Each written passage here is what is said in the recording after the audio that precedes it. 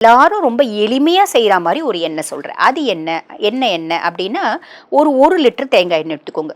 1 litre தேங்காய் எண்ணெய்க்கு வந்து பார்த்தீங்கன்னா, ஒரு 50 கிராம் வந்து வெந்தயம். அந்த வெந்தயத்த டைரக்ட்டா வந்து போடாம, கத்தாழ நல்ல இவ்ளோ பெரிய கத்தாழ எடுத்துக்கோங்க. அந்த கத்தாழைய சீவி வெந்தயத்த அதுக்குள்ள வச்சுடுங்க. ஒரு 2 நாள் விட்டீங்கன்னா அழகா முளைச்சிருக்கும். அதுக்கப்புறம் அந்த கத்தாழ ஜெல்லு உள்ள இருக்கு பார்த்தீங்களா? அந்த ஜெல்லோட கூட அந்த வெந்தயத்தையும் சேர்த்து எடுத்து வச்சுக்கோங்க. இது 1. அதாவது 50 கிராம் வெந்தயம் கத்தாழையில போட்டு எடுக்கிறது.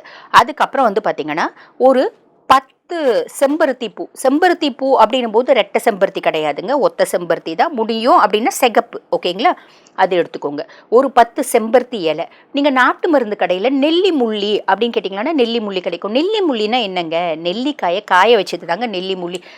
இல்லன்னா நீங்க என்ன பண்ணுங்க, ஒரு காட்டு நெல்லிக்காய் ஒரு 10 அந்த பல்ப்பை மட்டும் கட் பண்ணி வச்சுக்கோங்க. நெல்லி முள்ளி அந்த சட சடன்னு எண்ணெய் பொங்காது. அதனால அது வாங்கி வச்சுக்கலாம். இது வாங்கி வச்சுக்கோங்க. அதுக்கப்புறம் வந்து பார்த்தீங்கன்னா, பொதுவாவே வந்து பார்த்தீங்கன்னா, தலைமுடி அப்படின்னா நீலியும் நெல்லியும் இல்லாத எதுவுமே கிடையாது அப்படிம்பாங்க. அந்த நீலி என்ன? நீலி அப்படிங்கிறது அவுரி.